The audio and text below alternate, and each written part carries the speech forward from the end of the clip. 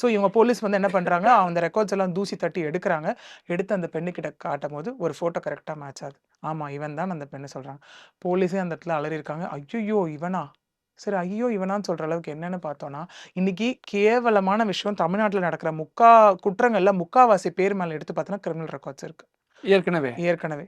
Which means habitually they are doing. ஆனா ஏற்கனவே அப்படியான குற்ற பின்னணி இருந்தா, போலீஸ் எனி டைம் வாட்ச் பண்ணிக்கிட்டு இருக்க மாரி தானே நம்ம கேள்விப்படுவோம்.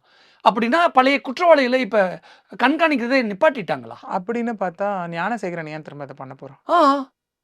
அதில் இன்னொன்று சொல்லப்படுது என்னன்னா, கிரிமினல் ரெக்கார்ட்ஸ் உள்ள ஒரு அக்யூஸ்டு ஏதாவது தொந்தரவு கொடுக்கும் பட்சத்தில் தான் ஒரு கண்ணு அவன் மேலே வைக்கப்படும். அவன் பாட்டுக்கு நார்மலாக ஸ்டேஷன் வந்து சைன் பண்ணுறது, அவன் போய் ஹியரிங் அட்டன் பண்ணுறது, விச் மீன்ஸ் தட் அவன் வேலையை அவன் கரெக்டாக பார்த்துட்டு இருக்கான்ற அர்த்தம் மாதிரி தான் ஒரு ஒரு கனோட்டேஷனில் இது பார்க்கப்படுது. ஒன்று இதில் சரி என்னதாங்க அவன் அப்படி பண்ணா அப்படின்னு பார்த்தோன்னா, இப்போ நான் திரும்ப சொன்னேன் இல்லையா, ஹேபிச்சுவல் அஃபெண்டர்னு, அது இவனுக்கு எக்ஸாக்டாக பொருந்தும். ஹேபிச்சுவல் அஃபெண்டர்னா ஒரே விதமான குற்றங்களை வந்து திரும்ப திரும்ப பண்ணுற ஒருத்தர்.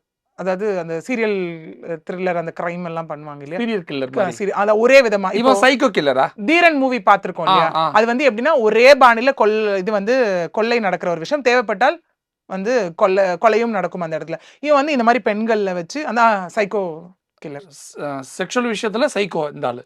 எக்ஸாக்ட்லி இவன் அதுதான்.